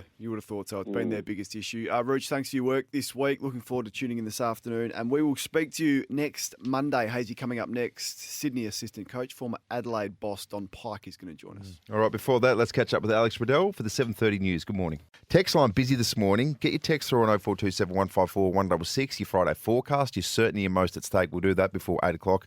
Doing it thanks to Weeks. Discover how we're delivering high standard of design, build quality. Weeks Homes. Discover different. We spoke a little bit about back spasms. To put back spasms into perspective, I'd rather listen to Kane on repeat for a day than experience back spasms. Says someone who's listening to the show. Good morning to you. I'm not sure who that is. Ken and his pets, Laddams, has shown 10 times what Marshall has. Actually attacks the ball and allows Dixon to be a forward. Ken cost our finals last year playing Marshall over Westhoff, and he's going to do it again this year. Time for Buckley-Williams combo to take over. The pressure will ramp up on Kenny. The Port fans are hard on coaches. That's fair, and rightly so. They've got a squad to probably be in a better position than what they are right now. We'll get to more of your texts and your thoughts through until 8:30 this morning. But right now, it's a pleasure to welcome our next guest. Sydney Swans assistant coach is Don Pike. The Swans coming to Adelaide to play Port Adelaide at 4:05 tomorrow. He joins us. Don, thanks so much for your time. Yeah, good morning, guys. How's the week been? Absolute chaos or not? Well, it's been unique. It's I guess normal in these times is not normal. So we were sort of sitting in Sydney on Tuesday and got the call to say we need to relocate to Melbourne to get organised for the Adelaide game, and so we've been down here and in a little mini bubble now in prep to come across for tomorrow's game. So in terms of training and everything, Don, where are you based? Well, we're based out of the Como Hotel in Yarra. We had a session yesterday. It was very good of the Bulldogs, who are obviously in Perth at the moment. They let us use their facility, so we had a run out there at Western Oval and use their gym afterwards. And this morning we're down to Punt Road for our captain's run. So we're sort of nomads at the moment, reaching out to people who are helping us with training facilities. So there's no interruption for us on our prep. It's just different. Is the hardest thing the uncertainty, like to say to your players, look, we're off and I don't know when we're going to be back?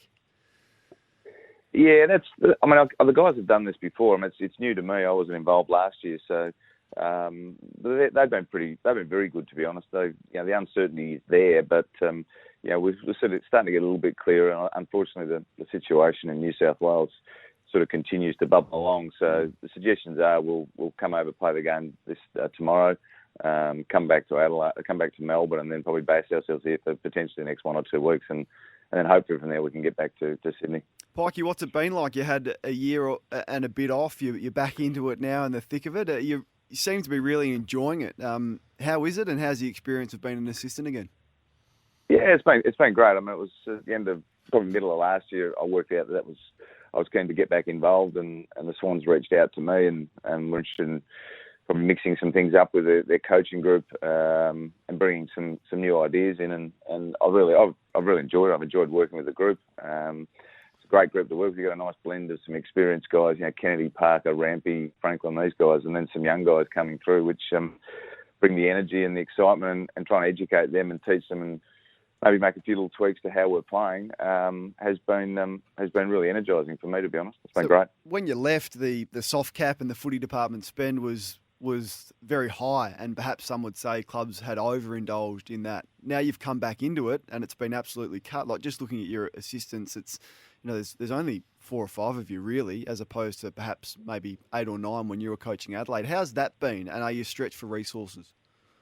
I think all clubs are stretched for resources. I think that's just the reality. The number of players hasn't diminished, so we're still managing a squad of 43, 44 guys, and that level of care and attention to detail with those guys, from some guys who are developing to guys who are senior and obviously playing regular week in, week out AFL footy. So it is stretched.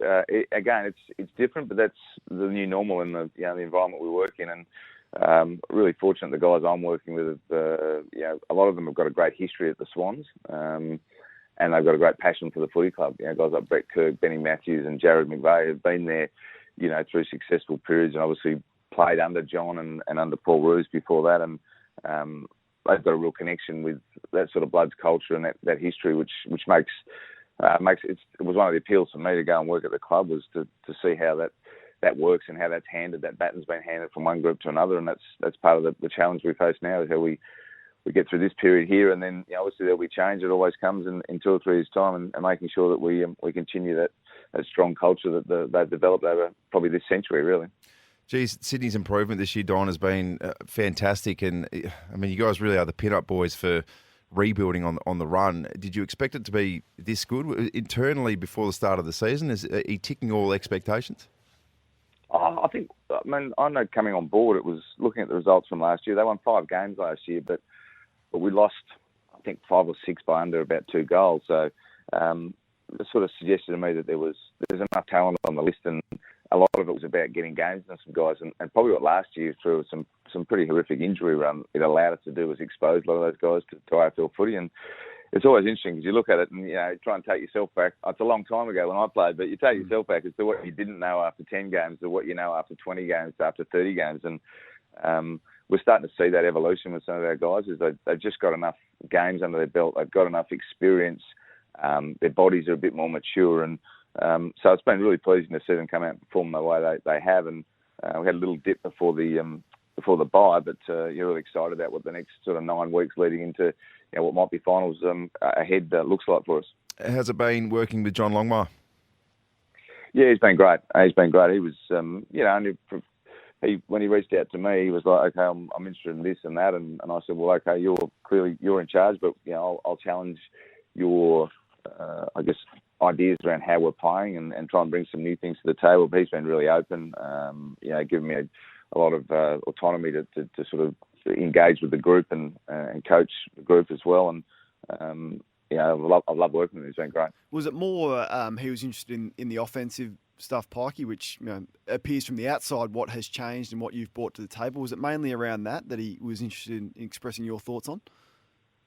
Yeah, look, I think they were keen to try and score more. Whereas last year, defensively, we were high up for conceding inside 50. Some of our contest work, I think, had dropped away from the level which previously Sydney teams had been, sort of been the cornerstone of their game. So that was probably number one, was to do that. And then from a ball movement and offense viewpoint, it was, how do we probably address that and try and coach some of that, and some of it's principle based, some of the things they're already working on when I arrived. So it was sort of fed into the back of what I sort of brought to the table, and then we sort of thrashed it out over probably a 2 or 3 week period, and then said, right, this is the path we're going to go, and let's go. And the great thing is the players were really super open to it and saying, right, how can we do this, and what drills can we do, and so they've been engaged, and it's been so far, we've sort of made some strides, and it's early days. We're sort of 13 games into it, but we made some positive strides early, which was important for the players to feel a sense of, okay, this can give us an advantage, which is what you want them to feel. But it still comes off the back of what we know is primarily what most coaches will tell you, is you need to be strong in contest and strong in your pressure numbers, and that's been probably, again, back to a level that's been more Sydney-like this year than maybe in previous years.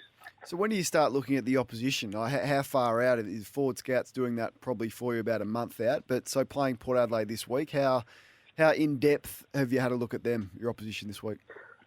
Very much so. I mean, we I sort of coordinate with our oppo analyst and look after the oppo side of things, and probably more you're keeping an eye on games. Even if it's last night's game, we don't play Brisbane or Geelong, but you're looking again this season unless we get to the final. So with Port, you sort of look at their recent games, look at the games they've won, games they may have lost in the past. You're looking at, well, how did teams play them?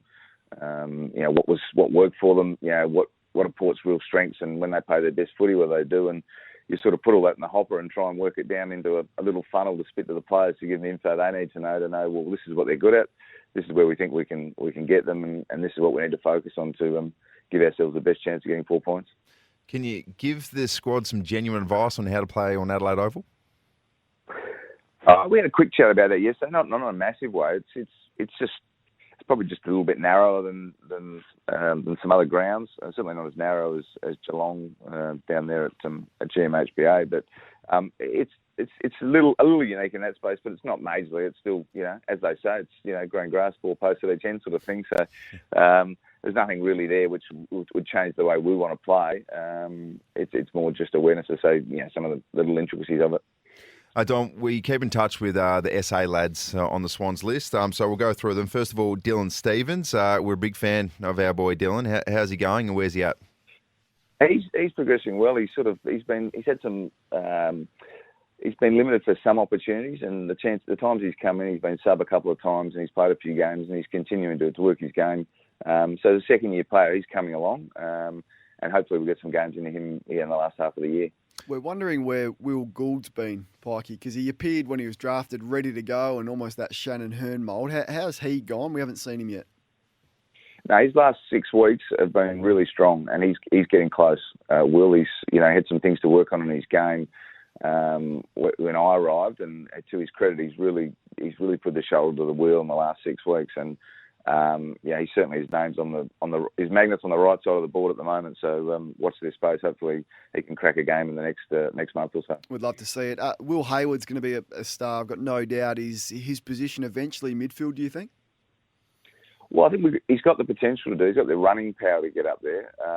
He's probably another one who's just been working away on his forward craft. He missed the first couple of games and but went back with a really good attitude, in terms of the disappointment of missing the first round. Some guys, sort of take that really badly, and they sort of spend a month in the wilderness. He was keen to get straight back in the team and work really hard and worked on some of the things that we'd spoken to him about, and he's back and playing some good footy, and he's one who definitely can push up in the mid potentially in the future.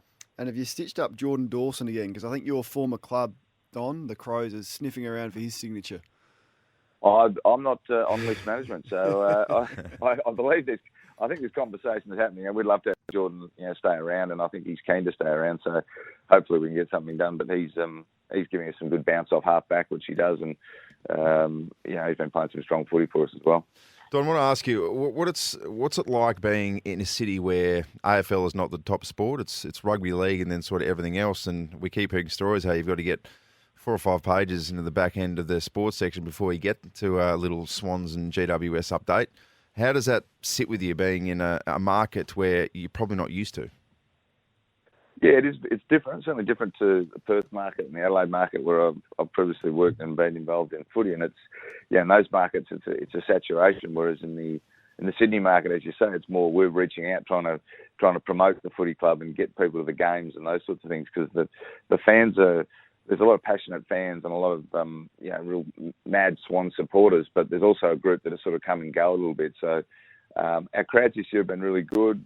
The interest in the club, obviously off a strong start, is increased, and but it is a different challenge. But I will say one thing: you walk around Sydney and working for the Swans compared to say if you work at West Coast or at Adelaide or at Port, you're fairly anonymous. You get around, you go and do your footy, and then you're able to just blend in with the rest of a big city. So it's different. I'm enjoying it. I mean, it's been interesting relocating across the country, but we're sort of settling into Sydney life and loving the footy club, and hopefully we finish the season strong and push on. Do you still keep in touch with any of the boys from the Crows? You maintain contact with any of them? Yeah, I do. I reach out with them every now and then and see how they're going. Obviously, a lot of them now have got young families as well, so they've gone through that phase where footy was what they did, and now they've got families and they're growing into fatherhood, and it's great to see. I follow their progress and with great interest. Your name's already been thrown up as a potential replacement for Nathan Buckley at Collingwood. Is that something that interests you, being a senior coach again? Well, it's for me, this is part of the process. It's just for me to go and find out, is that what I want to do? Is that what I want to do going forward? And that's probably where I'm at the moment, is just assessing, is that the next natural step for me, and if I want to do it, or where and when, and all those sorts of things. So I haven't reached any conclusion on that, to be honest. I'm pretty much focused on what I'm doing at the moment, enjoying that, and see how we go. I don't want to push you on it, but when you left Adelaide, you felt a little bit, I don't know if disgruntled's the right word, but disillusioned perhaps with the speculation about being a coach, and that happens in Adelaide, of course. Do you feel more settled in that area, or is there still issues in that space for coaches across the board? Oh, no, I'm very settled in the space I'm operating in at the moment. I think it's,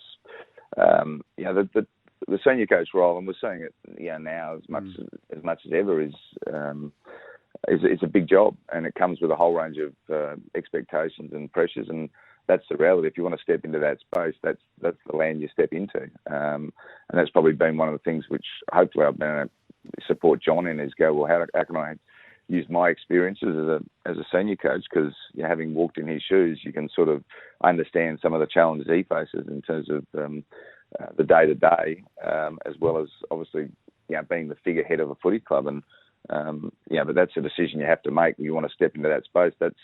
That's what goes with that responsibility, and that's just what it is at the moment. And that's, as I said, hopefully I'm able to support John and help him in my current role.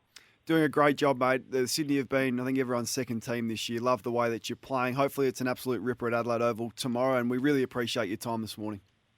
Yeah, great, guys. Looking forward to it. It's going to be an interesting day. We've got an early start and a fly across, but Collingwood and Geelong were able to do it, so that's our plan. Yeah, I think your attitude's been terrific as a club all week. Good on you. Don Pike, our guest this morning, Swans assistant coach. It's going to be a ripper. It's fifth taking on six, Hazy, and the loser just loses a little bit of a touch with the premiership fancy. So massive game and a huge fallout to the winner and also the loser tomorrow. Looking forward to it. Port fans, have your say. 1300 736 736. That's one game. The other one is, of course, Crows and Carlton. Sunday, 3:40 at Marvel Stadium. We're going to speak to assistant coach Nathan Van Berlo at 8 o'clock on 0427 154 166 as well. That's a text line. Need you to get your Friday forecasts in, your certainty and your most at stake. We're going to do that next. And we are going to do it as well thanks to Tyre Power and Mazda. Unbeatable ABN offers on the brand new Mazda BT50. 14 degrees across Adelaide today with some showers, much the same in Mount Gambier for a top of 13. Get your thoughts through until 8:30. Nathan Van Berlo coming up right now. Nathan's on the line. You want to speak about Pete Laddams getting dropped, Nath? Good morning. Yeah, morning, guys. I don't mind him being dropped. I understand why they do it. And I think you talked about it with Rucci as well, but I really think he's got to be a trade option at the end of the year. I think, help us get up the draft more. There's a lot of interest in him. We need to get more midfielders. So I really think, his stocks have raised this year by playing footy. We probably just need to make a business decision and put him on the trade table.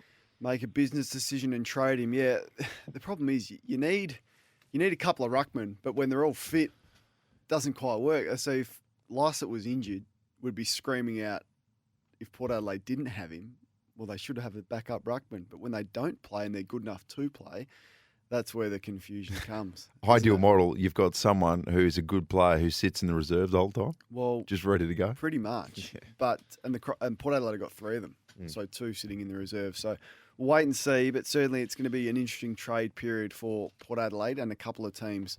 No doubt about it, there'll be significant interest. Good on you, Nath. You can have your say on that, Port fans. 0427 154 166. Be like Nathan, give us a call as well. 1300 736 736. We're going to speak to Nathan Van Berlo, Crows assistant coach, after the news with Alex Riddell next. Good morning. Yeah, good morning to you. It's 3 minutes past 8 o'clock. We're at SENSA's Studio Lumo. Very shortly, we'll get your Friday forecast, your certainty, and your most at stake. Taking your calls through until 8:30. But Hazy, it's a massive game for the Crows, who are well rested.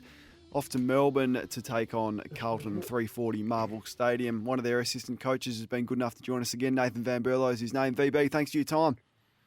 Good morning, guys. Thanks for having me. Spoken a lot about the Crows Hall of Fame last night. 4 new inductees, 4 legends of the game. Were you there last night? Did you go along?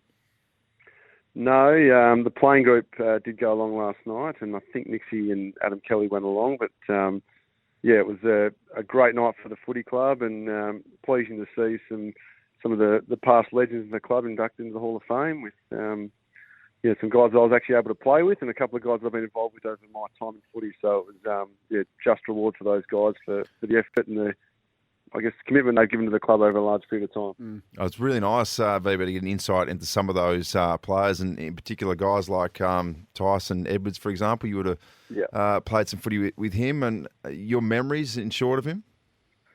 Oh, Tyson's, externally he probably hasn't got he hasn't got the accolades that he probably deserved over his career. But I always felt as a player with Tyson, if I was ever in strife, there was one player on the team I wanted to give the ball to. It was going to be Tyson to get me out of the situation, because he had this ability to use both sides of his body, calm under pressure, find gaps where there weren't gaps, and was just super consistent. So I guess he was a victim of circumstance in some regards. He had the likes of Roo, Goody, McLeod, Hart around him that sort of probably did steal his thunder at times, but he was certainly well valued within the four walls, and his consistency, was ridiculous. So great to see him in the Hall of Fame, because he's a quality mate, and he's obviously a quality footballer as well. And the other one who you just wouldn't have played with was Mark Bickley. His last year was 2003. Your first was 2005. But he would have been coaching in your time at the club. A huge impact for the two-time premiership skipper. Oh, yeah. That's a huge legacy for the footy club. And Bix's involvement at the club for, forever and a day, really, in terms of playing, coaching, as well as he's still involved with the club doing some media commitments here and there for us too. So he's a huge pillar of this footy club, and to be a dual premiership captain, and I guess our only premiership captain is a feather in his cap, and what he's done for this club over a large period of time as well, it speaks volumes. And he's a quality bloke as well, and great to see him rewarded and in the Hall of Fame with some other massive names in there as well. As a coaching group, did you tick off everything you needed to in the bye week? It's a good opportunity to look at your style of play, where you sit amongst the competition and give the players some rest. Are you happy with how the program has been the last fortnight? Yeah, look, we've had a great chance to freshen up. The boys had 4 days off immediately after the St Kilda game, which was a good chance just to refresh and mentally probably have a switch off from footy for a few days, and then we used last weekend as a good chance to get back into the swing of footy and touch some balls again and make sure we got ourselves going, and then have had a really good week on the track this week. So we feel like we've had a good chance to recover, recuperate, and then now reset, ready to attack what's going to be a ferocious contest come Sunday afternoon. Paul Seedsman, Brodie Smith, both been named. A few little question marks on their fitness. How are they going? Yeah, look, we'll wait and see how they come in this morning and present tomorrow for captain's run as well. But Brodie had a bit of a sore back yesterday, and Seeds with his neck had a bit of a spasm at training. So they're both really confident, as is our medical staff, that they'll be fine to go come Sunday. But they can, as you guys would know, take a couple of days or 24 hours to settle down. So we'll wait and see how they pull up today, and making sure they can get through training tomorrow. But all indications say that they'll be fine to travel with us on Sunday. The other one is Luke Brown. Gee, you've missed him when he's been out. He comes back in. Do you expect him to play on bets? Yeah, I think he'll definitely spend some time on Eddie. I know he's had some battles at pre-season training and training for a number of years when Eddie was with us, knowing what sort of a electric live wire he can be up forward for any team, especially the Blues. And at his age, he's still able to cause some havoc. So not only Brownie, but our small defenders will have their work cut out with Eddie. And their forward line at the moment is functioning really well, and their ability to apply heat at ground level with Harry Mackay providing a real strong target from up forward is going to present a massive challenge for our defenders. But hopefully our team defence can kick into gear and give them some support as well. Your squad's been named. That'll be finalised this afternoon, but it'd be good to get Lukey Brown back in, so he'll play VB. Yep, Brownie's in. Yeah, Brownie will play for us, and Lockie Scholl will play this week for us as well, which is pleasing, just to freshen him up and get him ready to attack the back end of the year. So, as you said, Brownie's a great in for us, gives us that extra lockdown defender, and he's able to hopefully take out some of their better small forwards for us. How are the likes of Elliot Himmelberg, who's been named in the squad again, probably for, he's probably been in the squad every week this year. How's he holding up from his improvement last year to stagnate this year? Can you take us inside his mind? Yeah, look, Elliot's been really understanding of where he's at with his game, and probably Bill Frampton's another one in a very similar boat. Those two are competing for, I guess, a very similar position in the side, and with the likes of Darcy Fogarty, Riley Thilthorpe and Tex playing pretty key roles for us in the forward line at the moment. There is definitely competition for spots, and all of those 5 guys have a really clear picture of what we want from them as a match committee and what their teammates need of them when they come in and play their role. And sometimes it's about waiting for an opportunity if it presents itself and maximising that when you get it. And other times it might be, hey, let's just go and bang the door down with some performance at SANFL level and make myself get picked. So all those 5 guys are really understanding of what they need to do to be at their best and what's expected of them. Elliot's no different in that space. We took him up to Cairns for the St Kilda game as a travelling emergency, so he missed a game of footy there, which was unfortunate for him. But I guess that's the dilemma that you have with guys that are really close to playing your team. Is some weeks you need to take them as travellers or use them as medi subs, and then it's a matter of how we balance their continuity with their footy to make sure that they stay in form and don't put themselves at risk with injury. And Jackson Haitley's the other one who you'd work really close with. What more do you need to see from him? Look, Jacko, he's been outstanding the last probably 3 or 4 weeks at SANFL level, and being able to generate some footy and give us some real drive out of the midfield at SANFL level. And for Jacko, it's been a bit more of the same. Please, mate, can you keep giving us that? There's certainly some specifics within that he's trying to hone in on.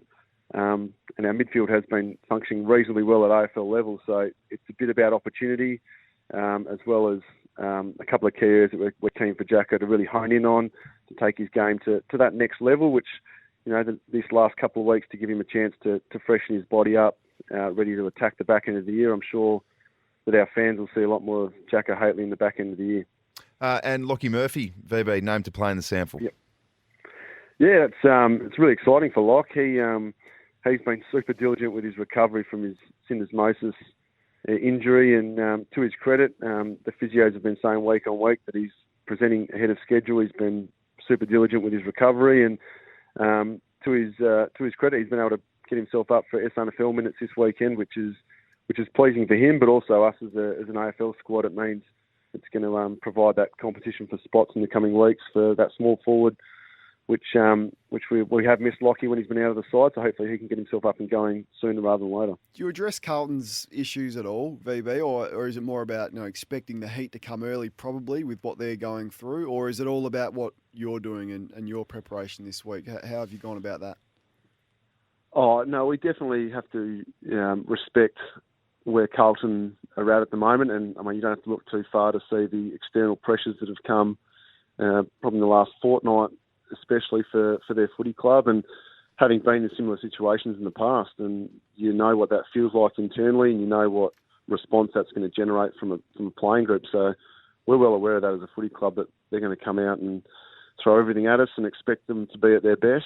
So we plan for that, and we understand the psyche that's involved with that, and it's up to us now to make sure that we prepare as best we can to perform and beat Carlton at their best. And control what we can do within our system. So we have focused on our system, but also understand that the psyche involved with what's happening at their footy club at the moment. But all we can control is what we bring on Sunday afternoon. If you take Sam Walsh out of it, which the Giants were able to do with Matt De Boer, did a great job, there hasn't been much depth through their midfield. Will you look at that as a good old-fashioned run with player VB, putting someone on Walsh?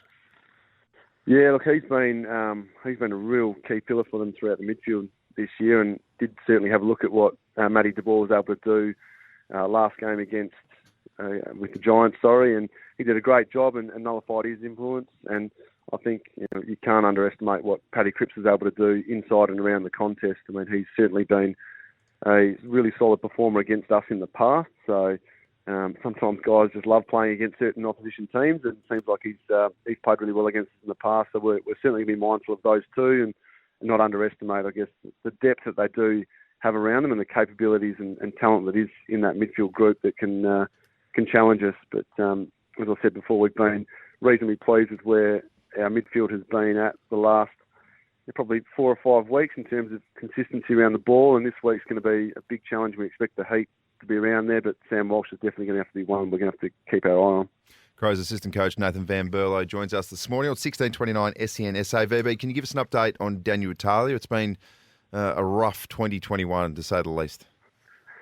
Yeah, it has been pretty solid for Tales this year in a lot of respects. His body probably hasn't held up as best as he'd wanted to, and he's had some little issues that have I guess, held him back along the way. But he is progressing at the moment. In terms of a return to play or return to train time frame, I'm not exactly sure where that sits at the moment. And as well, he's had some little illness hiccups along the way, so that interrupted, I guess, training blocks from time to time certainly don't help, as you guys would understand. So it's been a challenging year, but there's still 9 or 10 weeks to go in the season. So still plenty of time for a lot of our guys to get themselves up and going and have a real impact in the back end of the year. And we're hoping that Tales can certainly do that as well. Good on you, VB. We always appreciate you giving up your time for us this morning, and the Crows fans do as well. I know. Good luck against the Blues on Sunday. Massive game, and hope it goes well for you, mate.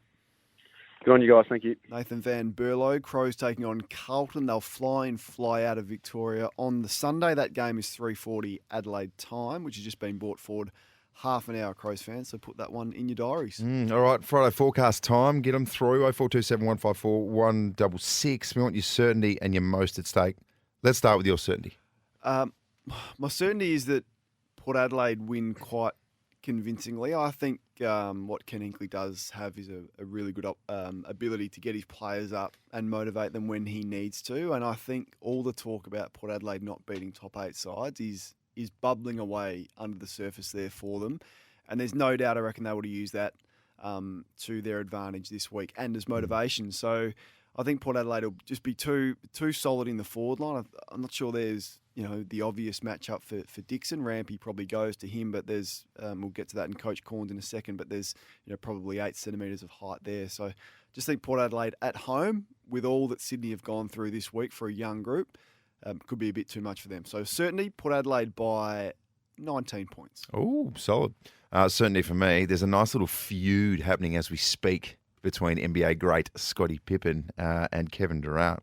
So Scottie Pippen quoted saying, KD, as great as his offense was, it turned out to be his worst enemy because he didn't know how to play team basketball. KD responded on Twitter, love how salty he gets. He said, didn't the great Scottie Pippen refuse to go in the game for the last second shot because he was in his feelings? His coach drew up the play for a better shooter. Then KD backed it up again, saying, didn't the great Scottie Pippen, another tweet as well along the lines of, he didn't follow you teammates, they followed Phil Jackson. It's really spicy.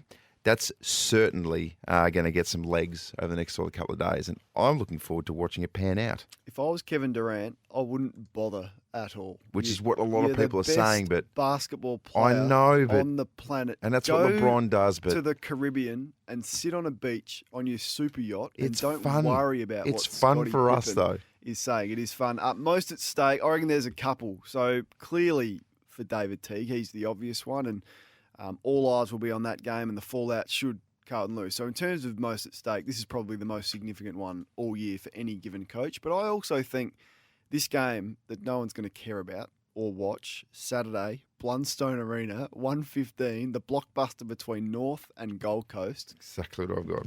Is it? Sorry, there's a fair bit riding on this. Not only for Stuart Dew, not only for Stuart Dew and the Gold Coast Suns, but North Melbourne have won 2 games out of the last 27. So they've been okay the last couple of weeks, a draw, and they took it to Brisbane last week. They have to win. So the loser out of that one, Hazy, I think we'll both agree, is the most at stake. Absolutely. All right, still time to get yours through. Let's get your whistle out, Coach Corns, and we'll go through the Mazda BT50 keys to the game. Of course, we'll start with Port Adelaide v the Swans. Yeah, so I look at Sydney's defence, and I'm going through the names. McCartan has been a player that's improved this year, so he may get the job on Dixon, but usually Dane Rampy gets the job on the opposition's most damaging forward. He's very good, but there's not a lot of strength to their backline. Sydney, Robbie Fox, McCartan, Brand, Hewitt, Rampy and Lloyd, who gets a lot of the football. But I just think there's an opportunity there. Should Port Adelaide match it with Sydney's really strong, experienced midfield, Parker, Kennedy, Florent is a really good player. Mills has been going through there and Hickey's a good ruckman. So it's all about matching it for Port Adelaide with the midfield, but give the forward line enough supply. I think there's a real advantage there, just man for man in terms of the way that the forward line lines up. They'll stretch them for height with Marshall back in, Dixon and Georgiades as well as Rosie, who's been in good form. Motlop was in good form last week, and Sam Powell-Pepper is almost the barometer. So I think there's the opportunity there. In terms of some of the matchups, heard Ken Hinkley speak yesterday. They prefer Trent McKenzie to take the deepest opposition forward. I suspect that'll be Lance Franklin. With his age and his body, they'll try and keep him a little bit closer to goal. So there's a really tough task for McKenzie, who's not afraid to put his hand up for the big jobs. Aliir will sort of play that floating role, which he did so well last week, and Jonas probably gets the match up on Isaac Heaney, who's been Sydney's most threatening forward this week. As I said, I think there's a lot riding on it. Looking forward to seeing Wines and Kennedy and Parker and Boat going head-to-head. There's a couple of midfielders in there who are having very, very good seasons. Port Adelaide by 19. 19, that's a reasonably comfortable win, like you said before. Righto, Crows v Carlton, Sunday, Marvel Stadium, 3:40. The Mazda BT 50 keys to the game, in particular for the Crows. For the Crows, yeah. So, they're not going to start favourites, which is interesting. I'm not sure the bookmakers how much they've seen of Carlton recently, but they've been so poor. So the challenge for Adelaide is they've been able to get themselves up against some good teams. They've been flat against some teams that they should beat, and that started last week. What did I read a stat, Hazy? They've won only 3 first quarters for the year, I think, this year, Adelaide. So they've just got to start better. And we know that the Carlton fans will be up and about at Marvel trying to get this team some sort of boost. Should Adelaide be able to match them early, then I just don't see any fight from this Carlton side. So it'll all be about the start, matching them on ball, which they'll be able to do. Pitnet is out for the Blues, which gives Riley O'Brien first look at it, and all of the Adelaide midfield. I think Adelaide will be too good. I really do. I think they've been really strong in and around the ball. Forward line has functioned particularly well and efficiently all year, whereas Carlton's hasn't. And I know it's away from home, and I know there's some challenges travelling day of the game, and it's a bit messy. But just think Adelaide, I'm just looking at player for player. I think Adelaide win. I hope they put some time into Sam Walsh, because if you do that, there's not a lot through Carlton's midfield. So Benny Keys perhaps to Sam Walsh would be a match-up. And I wouldn't even mind seeing young Sam Berry get an opportunity to perhaps play a bit of a run-with role on Sam Walsh for parts of the game. External motivation. First of all, does it exist? A lot of people suggesting that, don't worry, the Blues will get this done because if that's going to save David Teague and things like that, and then we talk about milestone games, etc. Would players be fined a little bit extra, Carlton players, in a situation like this? Or as a former player, I mean, it would suggest to me that there were games where you weren't putting in 100% and you needed external motivation, which I would have thought isn't true. Well, that was last week for me, for Carlton. Like, they've been smashed. The club's just announced an external review. They've had a week off. They're fresh.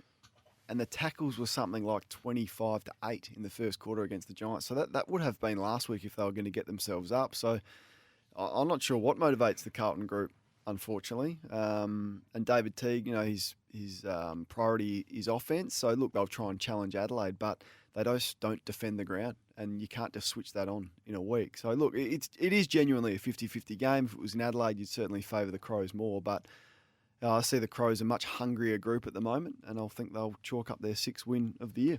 There you go. Don't forget on Sunday as well, Footy SA, I'm back in Melbourne, so hosting that with